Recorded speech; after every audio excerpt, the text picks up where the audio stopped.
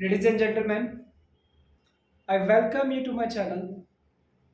Today I would like to discuss with you vocabulary on the topic of quantity, especially when we talk about something in a size or somewhere we are talking about the distances. Okay, so the topic of the vocabulary in today's session is size and distance.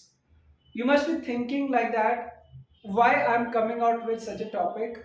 It looks like very easy, but it is not as easy as it seems to be. So each and every topic in English is very important for us to explore in terms of vocabulary. Okay, so let us start the discussion. So the first phrase here is a considerable or long or short distance. So can I say that Surat from Pune is at a considerable distance? Surat from Pune is at a considerable distance. Or I can also say that Vadodara from Surat is at a small distance. Correct? So have you understood what do I want to convey, how to use these phrases? You can use either a considerable distance where it is quite high, a long distance which actually means the same, or the third option available with you is a short distance. So similarly we can say that Ahmedabad from Vadodara is at a Ahmedabad from Vadodara is at a short distance. Chennai from Bangalore is at a short distance. Chennai from Chandigarh is at a long distance.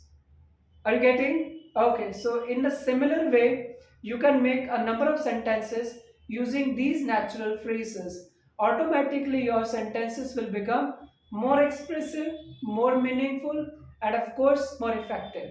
Next phrase here is on a large scale. As in, when I talk about on a large scale, my dear friends, I can use it very easily in terms of manufacturing. So, can I say that they are producing tablets or they are producing a particular medicine on a large scale? On a large scale means in a huge quantity, in a big quantity. So whenever we say in a huge quantity, in a big quantity, we may or may not be sure about it whether it is a natural phrase or not. So better to say that they are producing tablets on a large scale. That means at a very high scale, but I'm saying on a large scale. Is it clear? Next phrase here is far off or far flung areas. Certain areas are situated in outskirts, or we say that they are he lives in our outskirts areas. That means somewhere it is far away from the city center, or certain areas are the countryside areas. That means they are located far off cities. They are located in far flung locations. Far flung areas, that means far flung locations, that means at extreme distance, at extreme distance. So can I say that like the island known as Lakshadweep is far off any specific other location?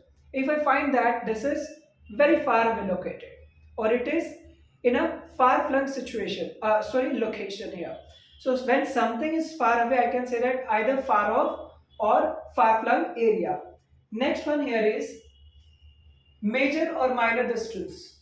As and when I talk about minor or minor distance means just minor, a very small. Major means quite bigger. Okay, so if I say that this phrase major distance or minor distance, I can say that Vadodara is located at a minor distance. But from, I have to say that from dash dash dash. Or if I say that Chennai is at a major distance from dash dash dash, that means I'm comparing the distance, I'm going to have a distance, an analysis of the distance between two particular locations. So if it is quite nearer, I can say that at a minor distance. If it is at a large distance, then I can say that it is at a major distance. So that's what I want to say. Do not say at a large distance, rather you should say that at a major distance. Next phrase here is small quantities, small amounts, or small numbers. So you can use it anywhere, rather saying a number of or any of the situations, you should use these phrases. These phrases will make your sentences many very meaningful. The phrase here is small quantities. So can I see that the sugar cane is available in small quantities due to extreme weather conditions? Maybe. Next one, small amounts. So somewhere we can say that juice is available in small amount at present. They may be the end of the day. When I'm visiting a restaurant, it may or not be available. Small amounts. So they served juice in small amounts. They served juice in small amounts. Similarly, I can also use small numbers. Small numbers means a count that is very small. So you can use it according to your sentence structure. And of course, the meaning that you want to convey is very important. Next phrase here is low price, low wages, or low levels. So how would you like to use it? I can say that nowadays dash dash dash is available at low prices. I'm saying that the prices have actually gone down for a particular quantity, a particular product. Okay, so in similar way, you can use it in different wages like workers were unhappy on getting low wages, like that, low wages, low levels. Let us think about high levels in thoughts or in terms of the language. So accordingly, you can use these terminologies depending on your requirements in a particular sentence. Next phrase here is neighboring town, neighboring country, or neighboring area. So sometimes we use a word frequently that is surrounding. She lives in surroundings of the city. So I can say that she lives in countryside area. That means the areas which are located outside the city, or they can be considered as remote locations. But there is no specific distance. If I say that if a particular location is at, it is far away. Far away means if I feel like that it takes nearly 1 hour to reach from one place to the another, of course I can say that it is far away or far flung areas.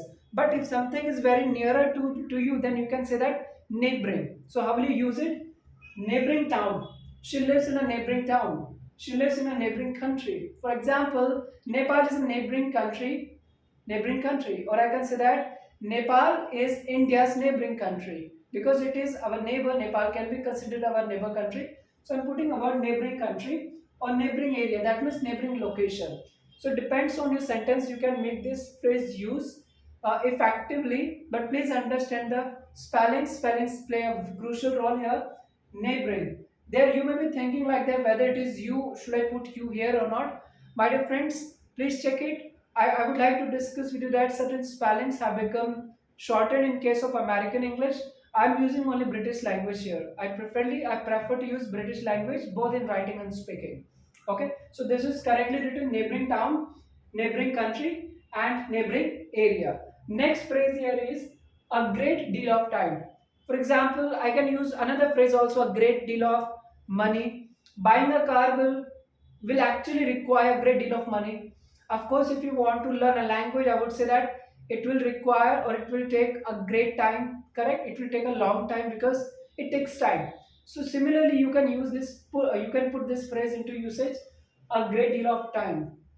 For example, coming from Chennai to Chandigarh by road will this will cost a great deal of time, or it will cost a great deal of money. Similarly, you can make the sentences you like, but this phrase is very natural. A great deal of time, a great deal of money, depending on your requirements, you are free to use this phrase. Next phrase here is minor effect or a major effect. So some of the tablets that we generally gulp, especially in case of some body pain, some tablets may give you minor effect, some tablets may give you major effect. So that means something that causes changes. Okay, something that causes changes, we will say effect. So you will be thinking like that, what is the difference between effect and impact? Effect and impact both are different, but both are having the same meaning. Suppose I want to use effect as a verb, so I cannot write effected, I'm supposed to use impacted.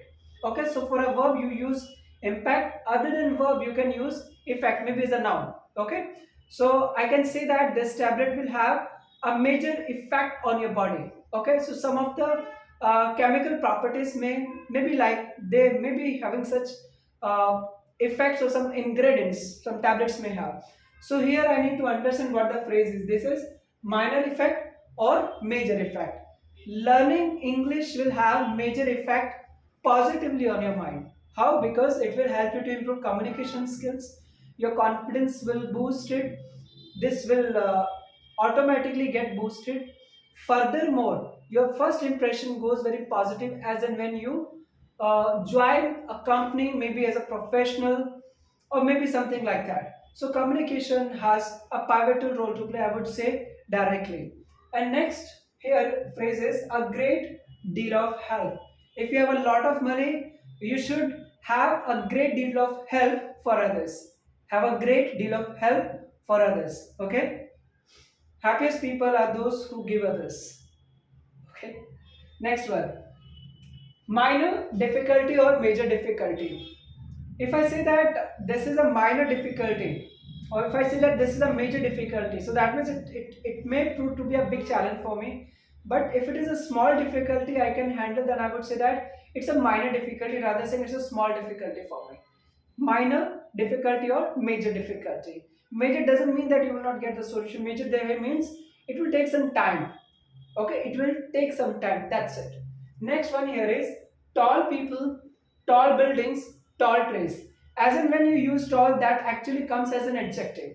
So the question here was, what is the most appropriate word when I specify the height of the building? So I can say that tall buildings. Am I right? Sky touching buildings. Can I say?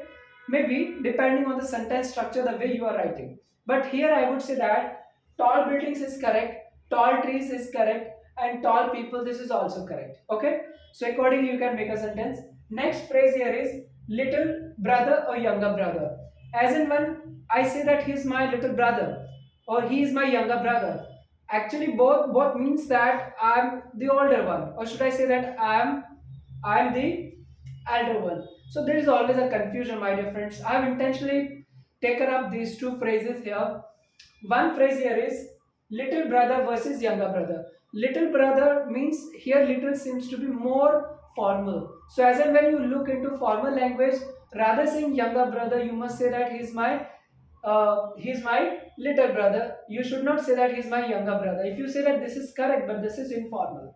I'm talking about formal English here. So in formal English, I would prefer to say he's my little brother. He's my little brother. I will not say that he's my younger brother. Similarly, when I talk about elder sister or older sister, I will prefer to say that she's my elder sister rather saying older sister. That means elder means it is more formal and more academic. If I say that older sister, it may be fine with someone, with other people because of its meaning. Meaning is absolutely clear. But again, it is not formal. So formal one is little brother and elder sister. That's all from my side for this session. I hope you must have learned a lot of things from this session. Alright, do you agree with me? Yes? Okay. Thank you so much for watching this video and of course the valuable time that you spent with me. I hope to meet you very soon in the upcoming videos. Thank you so much, my dear friends. Thank you.